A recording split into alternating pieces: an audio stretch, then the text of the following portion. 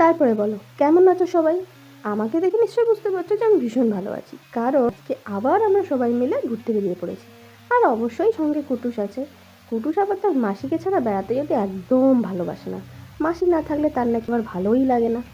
তো তোমরা কি বলতে পারবে যে আমরা কোথায় এসেছি? ঠিক আছে, আমি বলে দিচ্ছি। আজকে আমরা সবাই মিলে চলে এসেছি শেরে পাঞ্জাবে। এখন জায়গাটা এত সুন্দরভাবে সাজিয়েছে যে এখানে বিকেলবেলা ঘুরতে এলে এমনি এমনি সময় কেটে যাবে। খাওয়া দাওয়া তো পরের কথা, জায়গাটাতে ঘুরতেই এতটা সময় লেগে যাবে যে খেতে তো আরও বেশ কিছুটা সময়। আর এই টাইমটায় মানে সূর্য ঠিক ডুববে ডুববে করছে, আর চারদিকে লাইটগুলোও জ্বলে গেছে, কি সুন্দর লাগছে সেটা তোমরা দেখতেই পাচ্ছ। বেশ সুন্দর লাগছিল। আর কুটুসের তো খুব ভালো লাগছিল, কারণ ওই যে রাস্তার মধ্যে লাইটগুলো চিকচিক চিকচিক করছিল তো সেই জন্য। আর আমি তো ওকে নিয়ে বসেই পড়েছি, কারণ ও বারবার ওটার দিকে ঝুঁকে পড়ছিল। এই বিল্ডিংটা যখন হয় যাবে তো রাগ আছে যাবে তো ওখানে খেতে যেতে হবে তো খাবে তো খাবে না বাবা তুমি বাবা তো এখানে যখন আমরা দুজনে ঘুরছিলাম আর কুটুসুর মাসির কাছে, তো এখানে ও তার কত অভিযোগ জানাচ্ছে যে আমি কেন ঘুরতে আসিনি তার সাথে, এই ওই সেই। তো বাদ দাও ওর কথা। আর ওকে দেখো কি করছে, দেখো। মাঝে মধ্যে এইরকম ছোটোখাটো পরিবারের লোকজনের সাথে বেড়ানো ভীষণ দরকার। এতে করে মন ভালো থাকে, এবং আমার মনে হয় মন ভালো থাকলে শরীরও ভালো থাকবে। আর যেহেতু শেরি পাঞ্জাবটা আমাদের বাড়ির থেকে খুব সামনে, তাই জন্য ওখানেই চলে গেছিলাম। আর এখানে দেখতে পাচ্ছ যে আমার ব্যাগটা একজন ক্যারি করেছে, আর তার ছেলেকে বোঝাচ্ছে যে তুই একদম বিয়ে করবি না, তাহলে তোকে ওরকম ব্যাগ বইতে হবে। আর ও ভীষণ মজা পাচ্ছে এগুলো দেখে। বলো গলে গলে কোথায় যায় গলে গলে কোথায় যায়। তারপর দেখো ও আবার বাবার কোল থেকে ও ঝিলিকের কোলে ট্রান্সফার হয়ে গেল। আর এখানে পাঞ্ছি বানু হচ্ছে। ঝিলিককে তো জানোই ও কীরকম করে গোলেকে নিয়ে। আর গোলেকে এতদিন পর পেয়েছে, অনেকদিন পর ঝিলিক এসছে বলে কথা। তো গোলে একদম মন খুলে ঝিলিকের সঙ্গে মস্তি করছে। তারপরে ঘুরতে ঘুরতে চলে গেলাম এই অ্যাকোরিয়ামের সামনে। আর কুটুসের এক্সপ্রেশনটা তো দেখতেই পাচ্ছ। ও ভাবছে জিজি তো আমি খাই, এর ভেতরে জিজি কোথা থেকে এলো রে বাবা, এটা আবার কি বস্তু। হাই আমি পুতনা আর এই যে পুতনার বর এটা কিনো এত কিছু দেখে ফেলেছে না, বলে একদিনে এত কিছু আমি কি করে দেখবো। জল দেখছে, জল দেখতো থাক, জল দেখতো ও আসছে ও বলে তুই এই বয়সে শের পাঞ্জাবে চলে এলি। আমি এই বয়সে তুই এই বয়সে শের পাঞ্জাবে চলে এলি। তারপর ওই ওয়াটারফলটার সামনে এসে ও এখন একটু দোল দোল দুলুনি করবে তার মাসিমণির সাথে। তারপর তো আমি ওর বাবা আছি দোল দোল দুলুনি করার জন্য।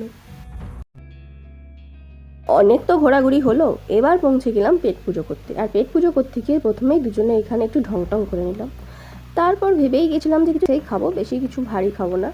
তো অর্ডার করলাম চিকেন পকোড়া, আর এর সাথে বলেছিলাম চা দিতে, কিন্তু চাটা দিয়েছিল নেক্সট আইটেমের সাথে। তো চিকেন পকোড়াটা এমনিই খেলাম।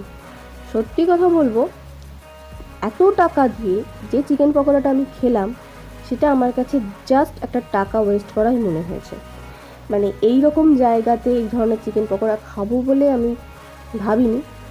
মানে কি বলবো, হয়তো আমি যেটা বলবো সেটা সবাই ভাববে যে শেরি পাঞ্জাবের হয়ে তুমি রিভিউ দিচ্ছ এরকম খাবারের, কিন্তু যেটা আমার ভালো লাগেনি সেটা আমি কি করে ভালো বলবো বলো তো। কিন্তু নেক্সট আইটেম যেটা খেয়েছিলাম সেটা আমার সত্যিই দুর্দান্ত লেগেছে। কিন্তু এই 220 টাকার প্লেটে 6 পিস যে চিকেন পকোড়া দিয়েছিল ওটা মেনে নেওয়া যেত যদি ওটার টেস্ট ভালো হতো। তো এত টাকা দিয়ে এই ধরনের টেস্টের চিকেন পকোড়া আমার জাস্ট ভালো লাগেনি, একদম ভালো লাগেনি। কিন্তু যেহেতু অর্ডার করেছিলাম ফেরতও দেওয়া যায় না, তাই তিনজনে ভাগাভাগি করে খেয়ে নিলাম। খাবি তো কে খাবে কে খাবে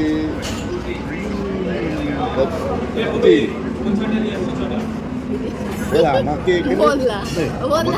শের পাঞ্জাবের নিয়ে তো দুধ খাওয়া দুধ যায় তুই পাগড়িটা পরবি তুই পাগড়িটা পরবি দেবো দেবো হ্যাঁ মুখ দেখ ছুচো ছুচো ছুচো। তারপরে চলে এলো ক্রিস্পি চিলি বেবিকর্ন, যেটা খেতে আমার খুব ভালো লেগেছে। মানে প্রথমের এক্সপিরিয়েন্সটা খারাপ হলেও পরের আইটেমটা দুর্দান্ত লেগেছে আমার। আর এখানে দেখতে পাচ্ছ একজনকে দেওয়া হয়নি বলে এখানে কিছু চোখ টোক রগড়াতে শুরু করে দিয়েছে। তারপরে আমার আবার দায়িত্ব পড়লো ওই রেসিপিটা সার্ভ করে দেওয়ার জন্য। তো প্রথম দুজনকে সার্ভ করে দিলাম, আর এদিকে ও ভীষণ কান্নাকাটি করছে, ওকে দেওয়া হয়নি। দেখতেই পাচ্ছ যে ওকে দেওয়া হয়নি বলে ও ক্যামেরার দিকে পেছনটা করে দিয়েছে, মানে মুখ দেখাচ্ছে না, পেছন দেখাচ্ছে, ও কিছুতেই মুখ ঘোরাচ্ছে না। আমি অনেক করে ডাকছিলাম যে আমার কাছে আর, কিন্তু ও আসবে না, ওর ঝিলিকের কাছেই থাকবে। আমি যেহেতু ওকে দিইনি ওই জন্য রাগ হয়েছে। ওই দেখো আমি ওকে ডাকছি কিন্তু আমার কাছে আসবে না, ওই দিক দিয়ে মুখ ঘুরিয়ে রেখেছে। তো তারপরে আমি গরম গরম চায়ে একটু চুমুক দিয়ে দিলাম, তারপর মনটা একটু ভালো হয়ে গেল, কারণ প্রথমের অভিজ্ঞতাটা একটু খারাপ হয়েছিল।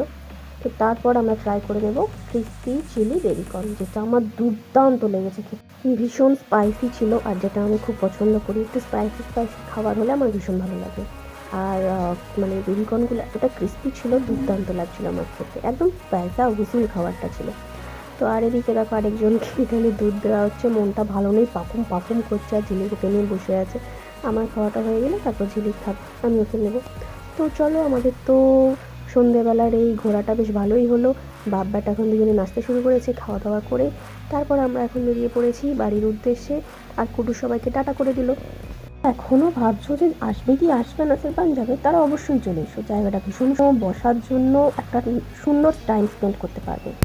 আর আমাদের এই ভিডিওটা তোমাদের ভালো লেগে থাকে তাহলে অবশ্যই লাইক, শেয়ার, কমেন্ট, সাবস্ক্রাইব করে পাশে থাকা বেল আইকনটি প্রেস করে দিও, তাতে করে আমাদের সমস্ত নোটিফিকেশন তোমাদের কাছে তাড়াতাড়ি পৌঁছে যাবে। দেখা হচ্ছে নেক্সট ব্লগে, টাটা।